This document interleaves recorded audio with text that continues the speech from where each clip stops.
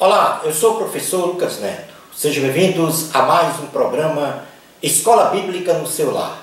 Hoje nós vamos estudar a lição de número 4, que tem como título Possessão Demoníaca e a Autoridade do Nome de Jesus. O mundo jaz no maligno, é o que registra as Sagradas Escrituras. Satanás age nesse mundo promovendo a opressão e a possessão maligna sobre as pessoas.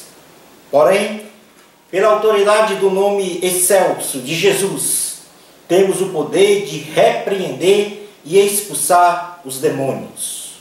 Nesta lição, definiremos o que é possessão demoníaca. Veremos como se estabelece a possessão demoníaca sobre as pessoas. Definiremos o que é opressão maligna. Estudaremos sobre a ação opressora de Satanás. Veremos a relação entre doença, pecado, fé e Satanás.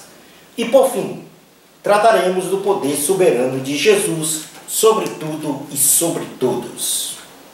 Definição de possessão demoníaca: é o domínio da mente e do corpo de uma pessoa por parte de um espírito maligno, sobrenatural, que manifesta o controle das faculdades mentais e sensoriais desta pessoa de forma visível, impondo-lhe doenças físicas e mentais, comportamentos imorais e agressivos, mudanças de personalidade, dotação de força sobre-humana, mudança de voz, modificação da aparência facial, uso de línguas estranhas, sempre no intuito de matar, roubar e destruir a pessoa possuída ou terceiros, sendo este estado de possessão maligna uma escravidão contínua, até que esta entidade maligna seja expulsa desta pessoa dominada.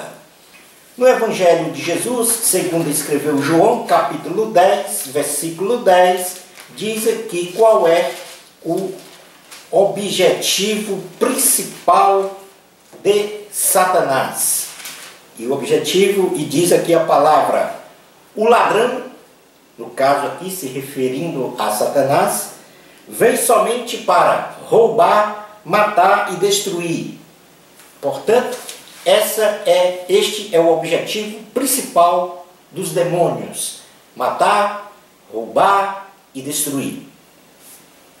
No Evangelho de Jesus, segundo escreveu Mateus capítulo 8, versículos 16 e 17, diz assim a palavra do Senhor. Mateus capítulo 8, versículo 16 e 17. Chegada a tarde, trouxeram-lhe muitos endemoniados, e ele meramente com a palavra expeliu os espíritos e curou todos os que estavam doentes, para que se cumprisse o que fora dito por intermédio do profeta Isaías: ele mesmo tomou as nossas enfermidades e carregou com as nossas doenças. Portanto, aí está caracterizado ou definido o que é possessão demoníaca. Mas nós temos uma observação a fazer, porque existe espíritos de enfermidades, mas nem toda doença física ou mental é resultado de uma possessão demoníaca. Ou seja, existem doenças que são oriundas de problemas naturais ou orgânicos. Portanto, temos que fazer uma separação com relação às doenças. Nem toda doença é ocasionada por um espírito de enfermidade. Porém, existem doenças no ser humano que são causadas pelos espíritos de enfermidade. Vamos passar agora ao item 2 da lição, que fala sobre a ação da possessão demoníaca. A possessão demoníaca e o cristão, em primeiro lugar. Os demônios não podem possuir o corpo e a alma de um cristão autêntico e verdadeiro, que vive em santidade plena. E os demônios não podem possuir este cristão em face dos seguintes argumentos bíblicos. No coração de um verdadeiro cristão habita o Espírito Santo, sendo este cristão em todas as suas ações e comportamentos, de ordem moral ou espiritual, presidido pelo Espírito do Senhor.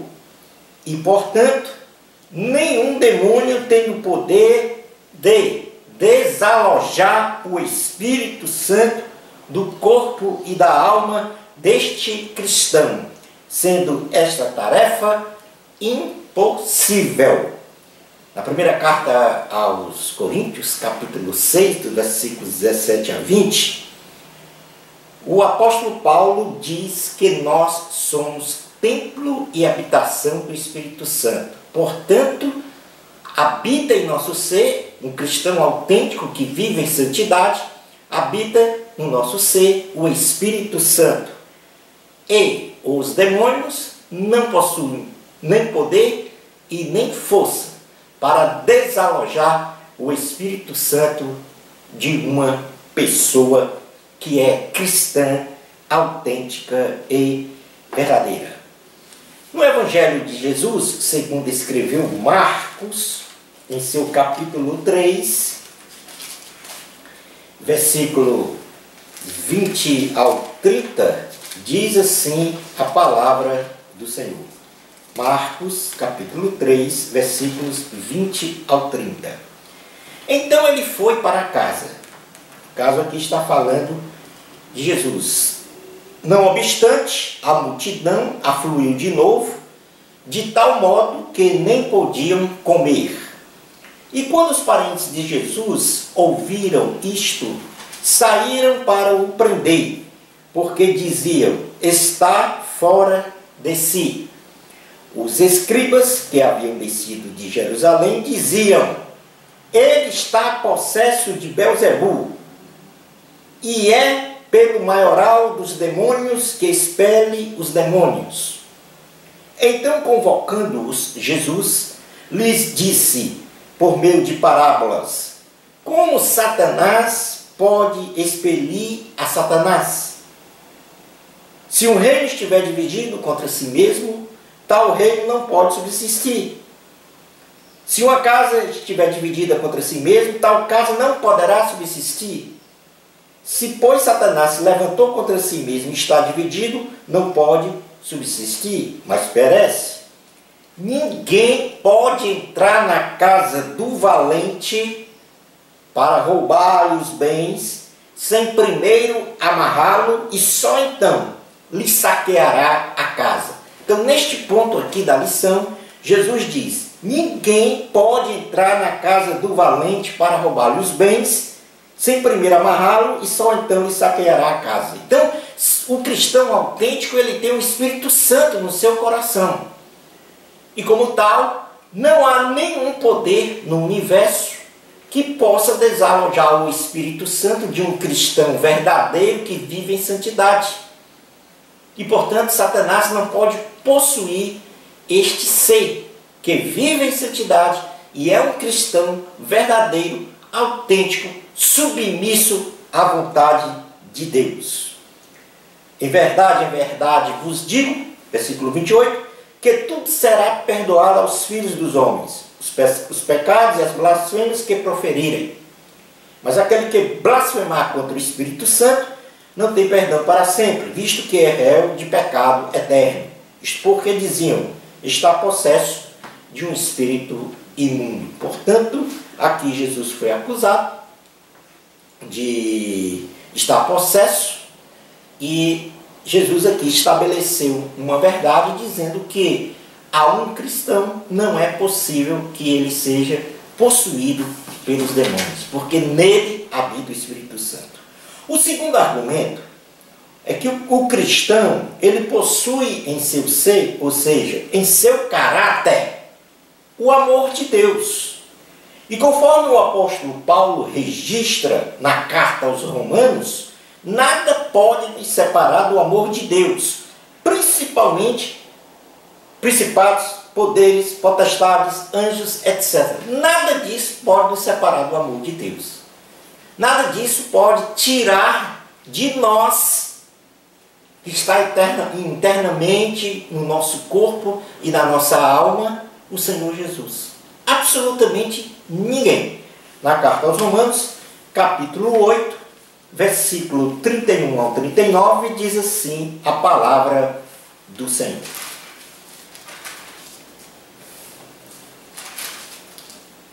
Que diremos, pois, à vista destas coisas? Se Deus é por nós, quem será contra nós? Aquele que não poupou seu próprio filho, antes por todos nós o entregou, porventura não nos dará graciosamente com ele todas as coisas? Quem tentará acusação contra os eleitos de Deus? É Deus quem nos justifica. Quem nos condenará? É Cristo Jesus quem morreu, ou antes quem ressuscitou, o qual está à direita de Deus e também intercede por nós. Quem nos separará do amor de Cristo? Vou repetir, versículo 35. Quem nos separará do amor de Cristo? Será tribulação, ou angústia, ou perseguição, ou fome, ou nudez, ou perigo, ou espada? Como está escrito: por amor de ti somos entregues à morte o dia todo. Fomos considerados como ovelhas para o matadouro. Em todas estas coisas, porém, somos mais que vencedores, por meio daquele que nos amou. Porque eu estou bem certo de que nem a morte, nem a vida, nem os anjos, nem os principados, nem as coisas do presente, nem do porvir, nem os poderes, nem a altura, nem a profundidade, nem qualquer outra criatura poderá separar-nos do amor de Deus que está em Cristo Jesus, nosso Senhor. Terceiro argumento, que vai provar que os demônios não podem possuir um cristão. O apóstolo João registra textualmente que aquele que é nascido de Deus não vive em pecado. E por esta razão, Deus guarda este cristão e o maligno não lhe toca, embora o mundo inteiro jaz no maligno. Na primeira carta de João, do apóstolo João, no capítulo 4, versículos 1 a 7, diz assim a palavra do Senhor. Amados, não deis crédito a qualquer espírito, antes provai os espíritos se procedem de Deus, porque muitos falsos profetas têm saído pelo mundo afora. Nisto reconheceis o Espírito de Deus. Todo espírito que confessa que Jesus Cristo veio em carne é de Deus. E todo espírito que não confessa a Jesus não procede de Deus, pelo contrário, este é o espírito do anticristo, a respeito do qual tendes ouvido que vem e presentemente já está no mundo. Filhinhos, vós sois de Deus e tendes vencido os falsos profetas, porque o maior é aquele que está em vós do que aquele que está no mundo. Eles procedem do mundo, por essa razão falam da parte do mundo, e o mundo os ouve. Nós somos de Deus. Aquele que conhece a Deus nos ouve. Aquele que não é da parte de Deus não nos ouve. Nisto reconhecemos o espírito da verdade e o espírito do erro. Amados, amemo-nos uns aos outros, porque o amor procede de Deus. E todo aquele que ama é nascido de Deus e conhece a Deus. ainda na primeira carta de João, capítulo 5, versículo 18, diz: sabemos que todo aquele que é nascido de Deus não vive em pecado. Antes, aquele que nasceu de Deus o guarda, e o maligno não lhe toca. Portanto, aí nós apresentamos 3 argumentos que comprovam que o cristão autêntico, verdadeiro, que vive em santidade, submisso a Deus, não pode ser possuído pelo diabo ou pelos demônios. Vejamos agora um outro item que vai responder à pergunta: e por que é que nós vemos nas igrejas, ou mesmo fora das igrejas, cristãos possuídos pelo diabo? Então, por que que existe essa situação? Nesta realidade, os demônios, eles podem possuir o corpo e a alma de uma pessoa cujas atitudes e comportamentos não refletem a sua fé cristã. Então, a pessoa se diz cristã, a qual nós chamamos de cristão denominacional, ou crente nominal, ela se diz cristã, mas o seu comportamento, as suas atitudes não refletem a sua fé cristã. Ou seja, não refletem este ser como uma pessoa que segue a Cristo. Caracterizando então apenas como um crente nominal e, portanto, em face desta condição, a possessão demoníaca é possível, propiciada pelos seguintes argumentos. Então, existe aquele que se coloca ou manifesta verbalmente que é cristão, mas as suas atitudes e comportamentos não refletem essa sua fé. Não são pessoas que não são submissas a Deus, que não vivem em santidade, muitas vezes vivem até no pecado e apenas se colocam aí, como nós chamamos de crente nominal. E o primeiro argumento é que a desobediência à palavra e à vontade de Deus, e aí nós temos um exemplo clássico na Bíblia, que é o rei Saul, que ele perdeu sua condição de rei por ter tomado várias atitudes de desobediência ao Senhor. Primeiro, ele realizou o ofício que só cabia ao sacerdote. Ele tomou os despojos dos amalequitas, onde Deus deu a ordem que não o fizesse. Estas desobediências resultaram na perda de sua coroa de rei. A prática também de adoração a ídolos, como fez seguidamente a nação de Israel, e a Bíblia está repleta de registros que coloca a nação de Israel adorando ídolos. Então, esta prática de adoração a ídolos, seguidamente da nação de Israel, deixando de oferecer sacrifícios a Deus, ao Senhor, deixando de adorar ao Senhor, e passou a adorar ídolos, também estabeleceu uma perda, ou seja, estabeleceu sentenças sobre a nação de Israel.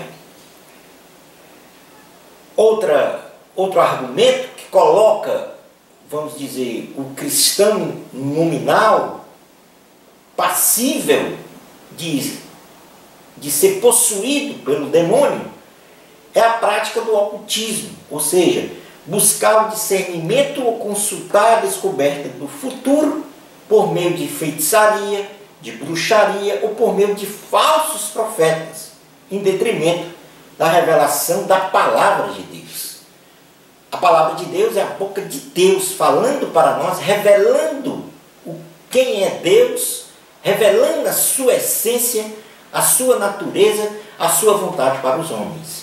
E as pessoas buscam em outras fontes, fontes que não são fidedignas, saber sobre o futuro, o que é que vai acontecer na sua vida, e por isso esta prática do ocultismo, muito comum nos dias de hoje, essa prática de buscar outras fontes que não seja a palavra de Deus para presidir a sua vida, também abre brechas, janelas, portas para os demônios entrarem e possuírem este cristão nominal, este cristão que nós chamamos também de denominacional, ou seja, os que não vivem em santidade, os que não são submissos a Deus, mas têm apenas o rótulo de cristão. Se dizem cristão, mas não são.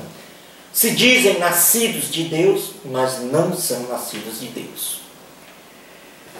Queremos fazer também uma observação com relação a esta questão. Por não haver registros bíblicos, nós acreditamos que a possessão demoníaca não pode ser herdada de pai para filho. Aí, como se fala, a maldição hereditária. Não há nenhum registro bíblico que fale sobre isso.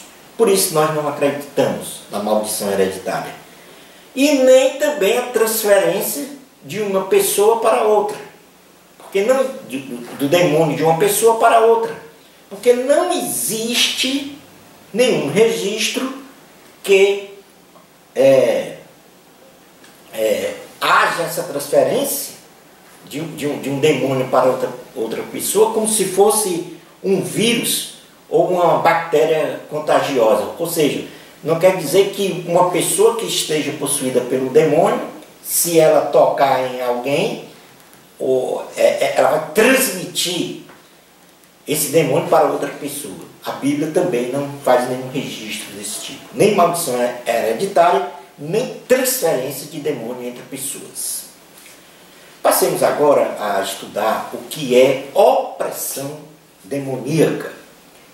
É a ação dos espíritos malignos no ambiente externo, assediando e induzindo as pessoas, aí sim, tanto os crentes nominais, como os incrédulos, como os cristãos. Então, a opressão demoníaca, que é os espíritos malignos agindo no ambiente externo à pessoa, não interno, mas no ambiente externo, assediando estas pessoas, induzindo-as a cometerem pecados. Aí a ação é plena de Satanás nesse sentido, tanto para crentes nominais, como para incrédulos, como para os cristãos autênticos e verdadeiros.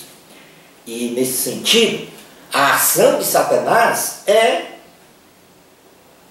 fazendo sugestões e tentações malignas, sem, contudo, atingir um estágio de possessão demoníaca nesse sentido. Ou seja, a possessão demoníaca é o último estágio de domínio de Satanás sobre a mente da pessoa, sobre a mente e o corpo da pessoa.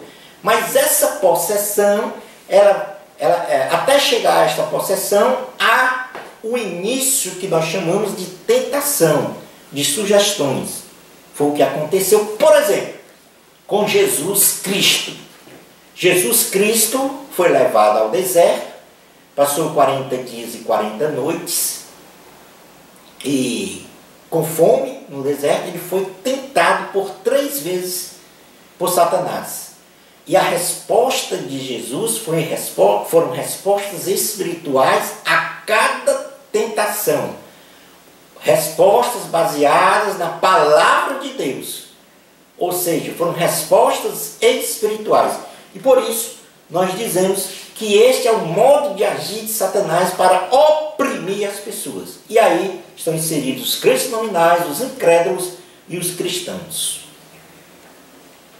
Os espíritos malignos, eles se organizam de forma hierárquica e em diversificadas espécies, ou seja, grupos de demônios, que a palavra de Deus fala que são forças espirituais do mal, dominadores, potestades, principados, e no futuro o anticristo, falso profeta e Satanás.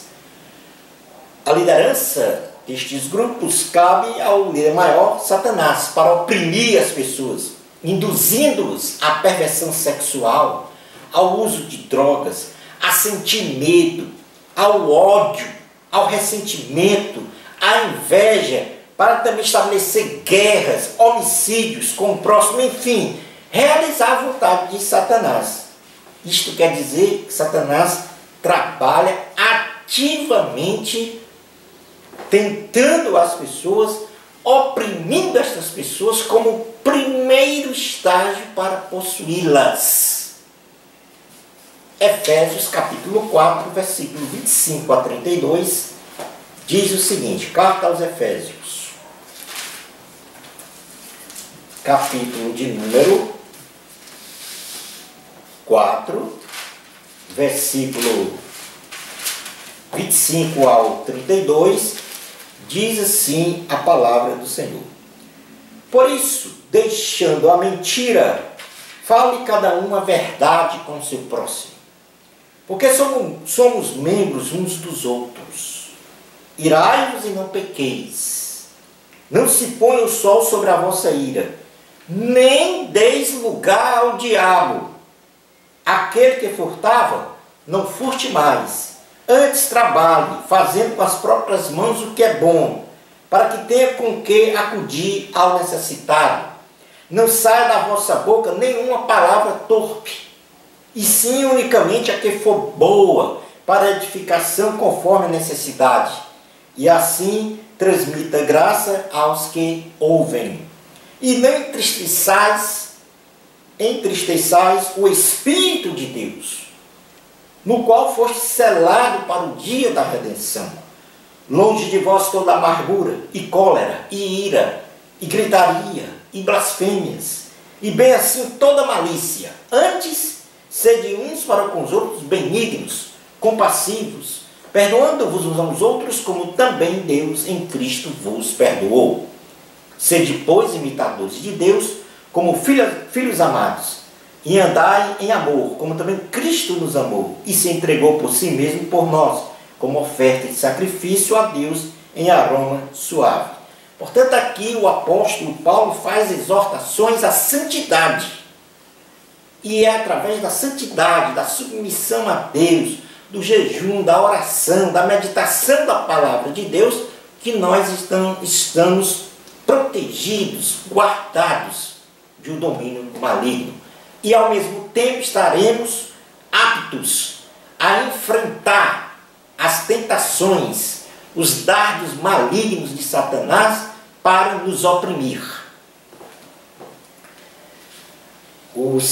Tiago capítulo 3, carta de Tiago capítulo 3, versículos 13 ao 18, diz assim a palavra do Senhor. Quem entre vós é sábio e inteligente?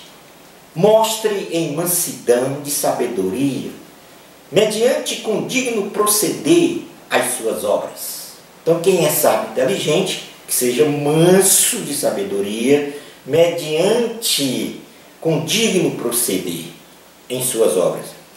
Agora, se pelo contrário tendes em vosso coração inveja amargurada e sentimento faccioso, nem vos glorieis disso, nem mentais contra a verdade. Esta não é a sabedoria que desce lá do alto, antes é terrena, animal e demoníaca. Pois onde há inveja e sentimento faccioso, aí há confusão e toda espécie de coisas ruins. A sabedoria, porém, lá do alto, é primeiramente pura, depois pacífica, indulgente, tratável, plena de misericórdia e de bons frutos, imparcial, sem fingimento. Ora, é em paz que se semeia o fruto da justiça para os que promovem a paz. Portanto, aí está a condição de opressão maligna. Claro que, como eu já falei, os cristãos autênticos não estão imunes a estes ataques e devem resistir ao diabo. não dando margem para o pecado adentrar na sua alma através dos 5 sentidos sensoriais, especialmente o pecado da incredulidade, e ao mesmo tempo eles devem permanecer numa vida de oração, como já falei, e meditação da palavra de Deus. Na primeira carta aos Tessalonicenses, capítulo de número 5, versículo 15 ao 22, diz assim a palavra do Senhor: evitai que alguém retribua a outro em mal por mal. Pelo contrário, segui sempre o bem entre vós e para com todos. Regozijai-vos sempre, orai sem cessar, em tudo dai graças, porque esta é a vontade de Deus em Cristo Jesus para convosco. Não apagueis o Espírito, não desprezeis as profecias, julgai todas as coisas, retende o que é bom, abstende-vos de toda forma de mal. O mesmo Deus da paz vos santifique em tudo, e o vosso espírito, alma e corpo sejam conservados íntegros e irrepreensíveis na vinda do Senhor Jesus Cristo. Fiel é o que vos chama, o qual também o fará. Vivamos em santidade, para resistir ao diabo e não cair nas suas tentações. Inclusive, na oração do Pai Nosso, existe uma súplica, um pedido ensinado pelo próprio Jesus, que diz: não nos deixeis cair em tentação. Então se santifique, leia a palavra de Deus, ore, jejue, viva em santidade. Vamos falar agora um pouco sobre a expulsão de demônios. Jesus tem toda a autoridade no céu e na terra. E foi pela unção do Espírito Santo que Jesus curou os enfermos e expulsou demônios. Está claro na palavra, nós temos vários registros com relação a isso. A Bíblia, ela revela que Cristo é o cabeça dos principados e potestades. Jesus deu aos seus servos toda a autoridade para curar enfermos, repreender e expulsar demônios. Na carta aos Colossenses, capítulo 2, versículos 8 ao 10, diz assim a palavra do Senhor: cuidado, que ninguém vos venha a heredar com sua filosofia e vãs sutilezas, conforme a tradição dos homens, conforme os rudimentos do mundo, e não segundo Cristo, porquanto em Cristo habita corporalmente toda a plenitude da divindade. Também nele estáis aperfeiçoados. Ele é o cabeça de todo o principado e de toda a potestade. No Evangelho de Jesus, segundo escreveu Lucas, capítulo 10, versículos 17 a 20, diz assim a palavra do Senhor. Lucas 10, 17 ao 20.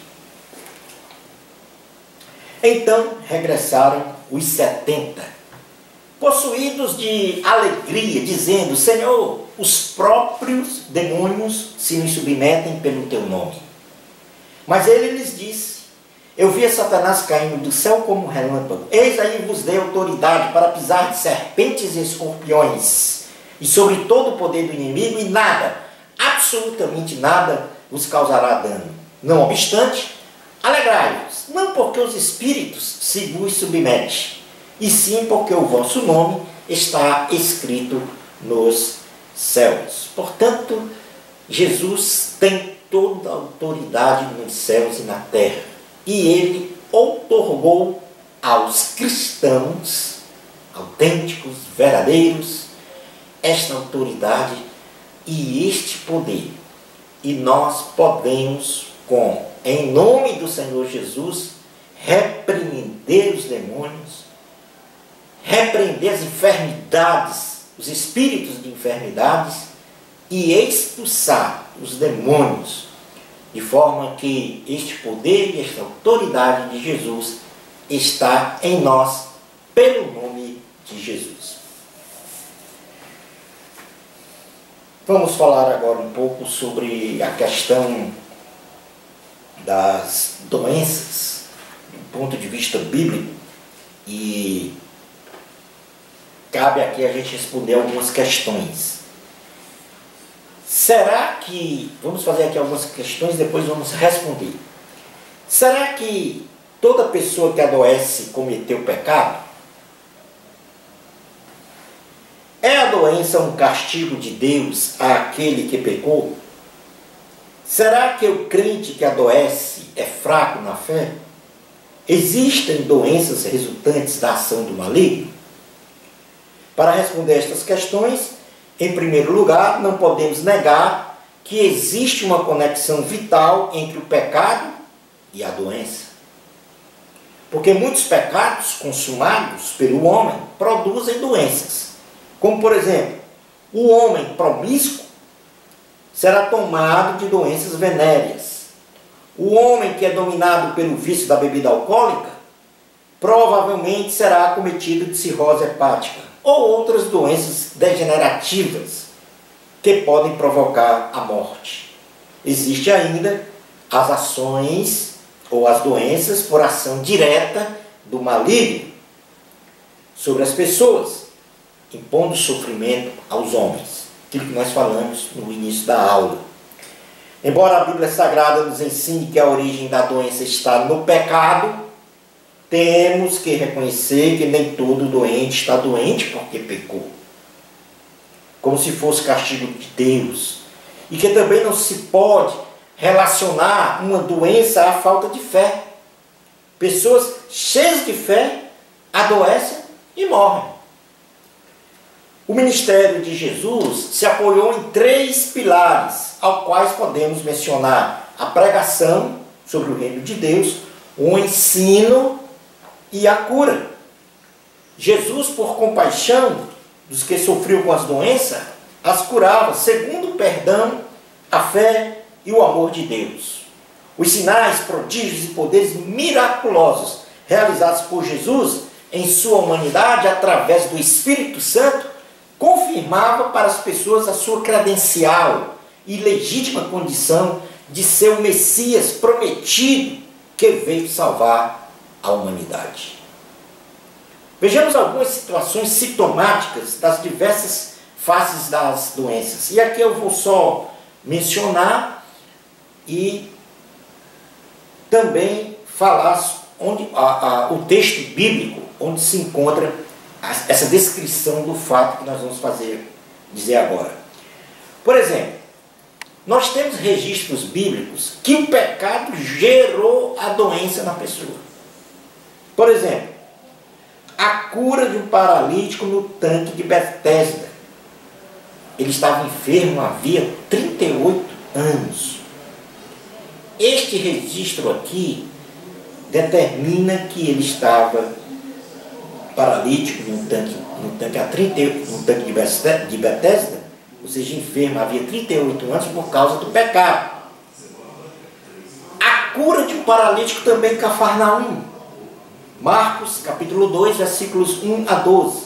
Nestes 2 casos, a cura das doenças deles veio concomitantemente com o perdão dos pecados. Então, por que é que nós induzimos que essas doenças foram estabelecidas pelo pecado dos dois? Porque Jesus, quando curou, disse: perdoados são os teus pecados.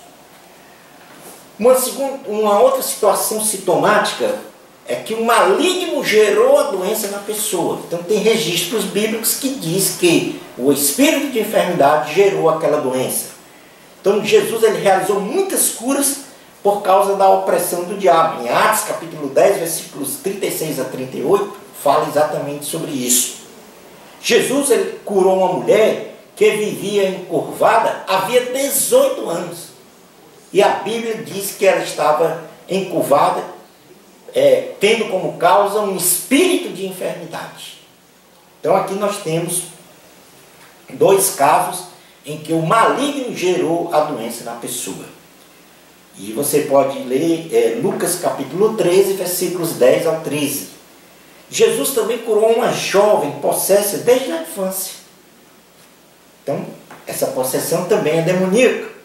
Marcos, isso está relatado em Marcos, capítulo 9, versículos 14 a 29. Existe também uma outra situação sintomática registrada na Bíblia, que é a ação da fé da pessoa diante da doença. Então, ela foi curada por causa da sua fé. Então, algumas vezes, por exemplo, Jesus curou em resposta à fé do doente. Como foi o caso da mulher com fluxo de sangue que havia 12 anos. Né? Que ela tocou na orla. Então, essa atitude de fé promoveu a cura desta mulher. Em outras ocasiões, Jesus não curou por causa da incredulidade do povo, como foi o caso quando Jesus pregou em Nazaré. Então ele não pregou porque ele não curou porque ali havia incredulidade.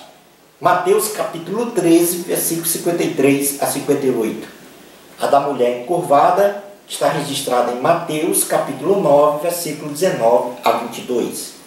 Houve também um caso que havia uma fé autêntica e não houve cura, como foi no caso do apóstolo Paulo, que ele não foi curado do espírito na carne, ou do espírito de enfermidade na carne de Paulo. Agora, existe um registro na Bíblia em que a doença gerou a morte física da pessoa. E, na realidade, esta doença foi para promover o doente para o céu. Este caso é um caso narrado na Bíblia que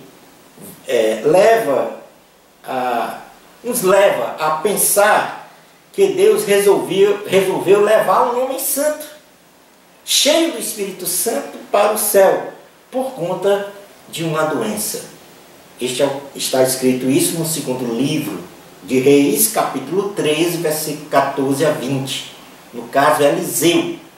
Eliseu morreu por causa de uma doença. Foi promovido para o céu por causa de uma doença.